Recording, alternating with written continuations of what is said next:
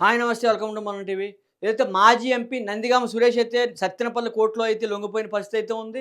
ఏదైతే గతంలో 2020లో అయితే ఆమె మహాలక్ష్మమ్మ అనే ఒక మహిళపై దాడి చేసినట్లుగా ఆయనపై కేసు నమోదైంది. అయితే అందులో ఆయన ఏ1గా నందిగామ సురేష్, ఏ2గా అప్పిరెడ్డి, ఏ3గా మేకల వెంకట్, ఏ4గా మేకల సురేష్, అదేవిధంగా అయినవెల్లి సుధీర్ ఏ4గా అయితే ఉండడం జరిగింది. ఈ కేసులో ఇప్పటికే కొంతమందికైతే లొంగిపోయినప్పుడు బెయిల్ ఇవ్వడం జరిగింది. అయితే నందిగామ సురేష్ గతంలో వేరే కేసులో ఉండడం, ఇప్పుడు మేజిస్ట్రేట్ ముందు వచ్చి డైరెక్ట్‌గా సత్తెనపల్లి కోర్ట్‌లో అయితే లొంగిపోవడంతో కోర్ట్‌లో లొంగిపోయిన అనంతరం అయితే కోర్ట్‌లో జడ్జి అయితే బెయిల్ ఇవ్వడం జరిగింది. అయితే ఇది మొత్తం ఈ ఇష్యూ అంతా కూడా చూసుకుంటే నందిగామ సురేష్‌పై అయితే గనక 323, 354 అదేవిధంగా 506, 509 సెక్షన్ల కింద అయితే కేసు నమోదైంది. అయితే నందిగామ సురేష్ మహాలక్ష్మమ్మ అనే మహిళను దారి కాసి ఆపి దారుణంగా దూషించడం, తిట్టడం, దాడి చేయడం అంటూ కూడా ఈ క్రమంలో అయితే కేసు నమోదైంది. అప్పట్లో వైసీపీ గవర్నమెంట్‌లో అయితే అప్పట్లో ఎటువంటి కేసు నమోదు చేయని పరిస్థితి అయితే ఉంది. అయితే పూర్తిగా వివరాల్లోకి వెళ్తే ఏదైతే అమరావతి రైతులకు సంబంధించిన ఒక రథోత్సవ కార్యక్రమంలో అయితే భారీ ఎత్తున మహిళలందరూ కూడా బస్సులో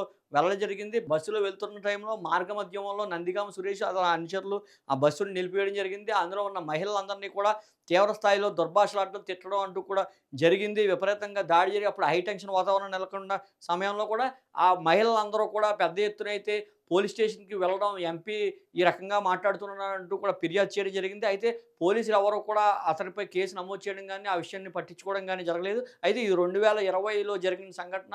అయితే ఆ క్రమంలో ఆనాడు గవర్నమెంట్ ఎవరైతే ఉన్నారో వైసీపీ గవర్నమెంట్‌లో అయితే కేసు నమోదు కాని పరిస్థితి అయితే ఉంది. అయితే నేడు కూటమి ప్రభుత్వం వచ్చాక నందిగామ సురేష్ గతంలో అమరావతికి సంబంధించిన మొక్కలకు ధ్వంసం చేయడంలో కూడా అతనిపై కేసు ఉండడం, ఆయన గతంలో అయితే జైలుకెళ్ళడం కూడా జరిగింది. ఈ క్రమంలోనే నందిగామ సురేష్‌పై మరో కేసు అయితే నమోదైన క్రమంలో ఆయన డైరెక్ట్‌గా వచ్చి సత్తెనపల్లి కోర్టులో అయితే లొంగిపోవడం జరిగింది. అయితే సత్తెనపల్లి కోర్టులో లొంగిపోయిన తర్వాత మేజిస్ట్రేట్ అయితే బెయిల్ ఇవ్వడం జరిగింది. అయితే ఈ సంబంధించిన కేసు అంతా కూడా ఒక మహిళను దూషించారు, మహిళను దుర్భాషలాడడం, మహిళపై దాడి చేయడం వంటి కేసు సెక్షన్లతో అయితే నందిగామ సురేష్‌పై అయితే కేసు నమోదైనట్టు అయితే తెలుస్తోంది.